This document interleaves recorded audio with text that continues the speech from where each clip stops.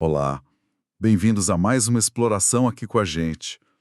Hoje o tema é, olha, fundamental, a luz. Vamos investigar um pouco a criação dela, o significado mais profundo e, o que eu acho mais curioso, o que isso tem a ver com a nossa vida, com a nossa jornada. A nossa fonte para essa conversa é um material bem denso, provocador, um discurso sobre Bereshit, a primeira porção da Torá, lá do Likutei Simchot, volume 10. Exato. É um texto que realmente convida a gente a pensar, sabe? Traz umas interpretações que fogem um pouco do óbvio. Pois é, e a nossa missão aqui hoje é tentar desvendar alguns pontos que ele levanta. Por exemplo, por que logo a luz foi a primeira coisa criada por Deus? E que ligação é essa meio maluca entre luz e mistério? E como tudo isso vira tipo uma missão pra gente, pra humanidade olhando por essa lente? São perguntas centrais desse discurso, realmente. E olha, já começa dando um nó na cabeça. O texto mesmo pergunta: se a luz serve para iluminar o que existe, qual o sentido de criar ela logo de cara, no primeiro dia, antes de ter planta, bicho, qualquer coisa que, bom, precisasse de luz? E para piorar, por que essa luz primordial mal surgiu e já, puf, foi escondida? Parece que não faz sentido, né? Vamos tentar entender isso. É um ótimo ponto de partida. O começo de tudo é aquele comando famoso, né? Yerei or, haja luz. Isso veio antes de quase tudo mais. Sim, algumas opiniões que a fonte cita dizem que veio até antes do céu e da terra como a gente conhece. Exato. Aí fica a pergunta: pra quê? Qual a utilidade disso? Naquele momento zero. Não dava para esperar o terceiro dia, quando vem a vegetação, que claramente precisa de luz? A pergunta pela utilidade imediata é natural, mas a perspectiva do discurso é outra. A criação da luz ali no primeiro dia não foi tipo, ligar um interruptor para ver melhor. Foi mais como uma declaração de propósito, sabe? Estabelecer a meta final de toda a criação que estava por vir. Uma declaração de propósito. Isso. O texto usa até uma analogia do Midrash, bem legal. Um rei que vai construir um palácio. Ele não sai só, empilhando pedra, né? Ele tem um projeto, plantas, diagramas, que mostram como o palácio tem que ser no final. Ah, entendi. Da mesma forma, Deus, ou Hashem, estabeleceu o objetivo final da criação antes de começar a montar as partes. E a luz, nesse sentido, é o símbolo desse objetivo. E qual seria o objetivo? Transformar o mundo material que, por natureza, meio que esconde a divindade. A palavra olam, mundo, vem da mesma raiz de helen, ocultação. Interessante isso. Pois é. Transformar esse mundo num lugar onde a luz divina, a presença dele, pudesse ser vista, sentida, revelada. É aquela ideia do último na ação, primeiro no pensamento. O resultado final, a luz revelada, foi a primeira coisa definida no plano. Entendi. Quer dizer, criar a luz primeiro foi como colocar o título na capa do livro antes de escrever. Definir o destino antes da viagem. Foi tipo estabelecer a missão de tudo. Exatamente, é essa a ideia. E por isso o comando Yerior, haja luz, pode ser lido não só como faça-se luz agora, mas também como um decreto para o futuro que seja luz. Ah! Um direcionamento para que tudo que fosse criado dali para frente fosse permeado por essa qualidade de luz e que no fim se transformasse nisso. É um propósito que continua, sabe? Faz sentido pensar na luz como um propósito maior. Mas aí vem aquela parte que você comentou e que os sábios falam muito, essa luz incrível, recém-criada, foi quase que na hora escondida, guardada para os justos no futuro. Aí a pergunta volta, né? Se o objetivo é iluminar, por que esconder? Não é, sei lá, guardar a chave da solução num cofre e jogar fora a chave. Não cancela a intenção. Parece contraditório, né, à primeira vista. Mas o argumento do texto é que o ato de esconder não anula o propósito. Ele como que o desdobra em duas camadas. Duas camadas? Como assim? Primeiro, tem a luz como o ideal máximo, o propósito transcendente, revelado ali no primeiro dia. É a meta final. E Deus viu que a luz era boa, esse é o padrão. Ok. Segundo, o texto explica que um raio, um reflexo dessa luz primordial, foi, digamos, injetado em cada dia seguinte da criação. A pista para isso seria aquela frase que se repete: "E Deus viu que era bom depois da obra de cada dia". A repetição dessa frase? Isso, essa luz que ficou dentro da criação, essa luz imanente, ela não é tão óbvia, tão brilhante quanto o original. Mas é ela que dá para a própria criação a capacidade e o potencial de um dia chegar naquele propósito maior de se tornar luz. Então, a luz original foi oculta da nossa percepção direta, mas não sumiu. Ela continua ativa como a força por trás de tudo, sabe? A energia potencial que impulsiona o mundo para sua realização. Uma energia potencial. É. E aqui o discurso vai um pouco mais fundo usando conceitos da Cabala. Aquela luz primordial, a ideia pura antes da criação detalhada, é ligada a Keter, a coroa. Keter é a vontade divina mais alta, quase fora da estrutura da criação. Já esse raio de luz que entra e anima a criação, ele se conecta a Chesed, a bondade. Chesed é vista como a primeira das emoções divinas a se manifestar, a força que expande, que dá, que realmente bota a criação para andar e permeia os outros dias.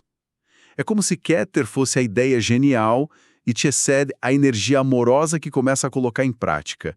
Nossa, que profundo isso! Keter e Chesed. E essa ideia da luz escondida, mas agindo, isso me leva para aquele outro ponto que o texto traz do Zohar, que parece um enigma. A gemátria, a equivalência numérica entre Or, luz, e Has, mistério. Ah, sim, tempo. É. O propósito final da criação, que é a revelação total da luz divina aqui neste mundo, é algo que só vai acontecer plenamente lá na frente, quando o trabalho humano de refinar a realidade estiver concluído. A tradição judaica fala no fim de um ciclo de 6.000 anos de história. Ah, então tem a ver com o futuro. Exato. Então, até lá, embora a luz, esse propósito final, já esteja aqui, atuando dentro da criação, lembra do raio de Chesed? É. Ela continua meio velada para a nossa percepção completa. Ela age como um mistério, Has. Entendi. É uma força escondida, um segredo divino guiando o processo todo, mas que só vai ser totalmente entendido no futuro. Por isso, luz como meta final, e Has, mistério, se ligam. A luz é o mistério que a gente está desvendando ao longo do tempo. Faz todo sentido agora. A luz é um mistério enquanto não é totalmente revelada. Isso. E onde foi parar essa luz original, a luz propósito? Onde ela foi armazenada, escondida? Os sábios, que a fonte cita, respondem. Na Torá. Na Torá, sim. A Torá e seus mandamentos, as mitzvot, são vistas como as ferramentas, ou quase o manual de instruções mesmo, para a gente cumprir essa missão de transformar o mundo em luz.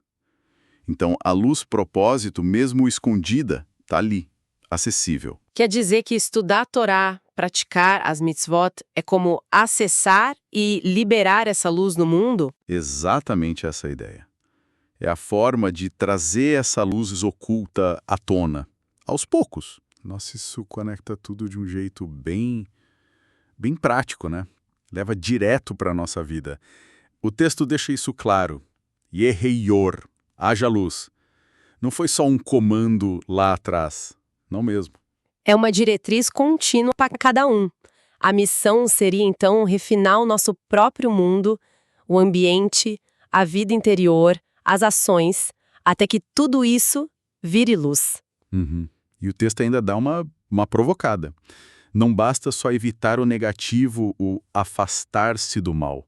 Tem que ir além, ativamente fazer o bem, que significa pegar a própria escuridão que a gente encontra no mundo, na gente, e transformar ela. Exatamente. O nosso serviço a Deus, a nossa prática espiritual no dia a dia, deveria meio que espelhar esse padrão da criação. Primeiro, ao começar o dia ou um projeto importante, porque a fonte... Lembra que a criação é contínua, né? Deus recria o mundo a cada instante. Verdade. E a gente deveria definir internamente esse propósito. E aí, ter a intenção, claro, quero trazer luz para isso aqui. É como mirar na luz antes de começar, colocar a intenção primeiro, isso. E segundo, garantir que essa intenção não fique só na cabeça, que ela impregne as ações que vêm depois. Mesmo as mais comuns, as mais mundanas, a vontade de ser luz, de revelar o bem, tem que ser um motor. Entendi. E tem mais uma coisa interessante sobre a escuridão que o texto traz. Ela não existe só para o contraste, sabe? Para a gente poder escolher a luz em vez dela, que é a base do livre-arbítrio. Uma visão mais radical, que o texto associa a Rabi e o Huda, sugere que a escuridão foi criada com um propósito específico, o de ser ela mesma transformada em luz pelo nosso esforço. Peraí, a própria escuridão ser transformada? Isso. Isso dá um peso diferente para a escuridão. Ela não seria só o oposto, o negativo. Seria algo que tem uma ligação profunda com a luz, que carrega o potencial de ser elevada. A missão não é só vencer a escuridão, mas redimir ela, transformar. Uau! Transformar caos, vazio e escuridão em luz. A descrição lá no começo da Torá é forte. Olhando para essa missão toda, é quase impossível não sentir um peso, né? Com certeza. A fonte até reconhece isso. Pode bater aquela sensação de, nossa, quem sou eu para fazer isso? Como uma pessoa comum, cheia de limitações, encara uma tarefa tão gigante. Parece demais pra gente. É uma sensação super compreensível. Mas a resposta que o texto dá está, de novo, escondida na primeira palavra da Torá, Bereshit, no princípio. Os sábios fazem uma leitura muito legal dessa palavra, dividindo em Bet-Reshit, que pode significar dois princípios ou por causa de dois princípios. E quais seriam esses dois pilares pelos quais o mundo foi criado? Quais? A Torá e o povo de Israel, o povo judeu. O que isso quer dizer? Que a própria intenção de Deus ao criar o mundo já contava com essa parceria. O mundo foi feito para que o povo judeu usasse a Torá como ferramenta para refinar e iluminar tudo. Então a capacidade já está embutida. Exato. Essa intenção original, essa finalidade da criação, é o que nos dá força, a capacidade, o poder para cumprir a missão. A gente não está sozinho nisso. A própria estrutura da realidade, por ter sido criada com esse objetivo, meio que colabora com quem se alinha com ele. Tem um empoderamento divino na tarefa. Que alívio ouvir isso de certa forma. Pois é. Por isso, o esforço de estudar a Torá, cumprir as mitzvot, não é só um dever. É a forma ativa de ir liberando aquela luz guardada, sabe? Ir iluminando o mundo aos pouquinhos. E é esse esforço contínuo que, segundo essa visão, nos torna aptos a receber a revelação final. Quando aquela luz primordial escondida finalmente vai brilhar sem véu nenhum.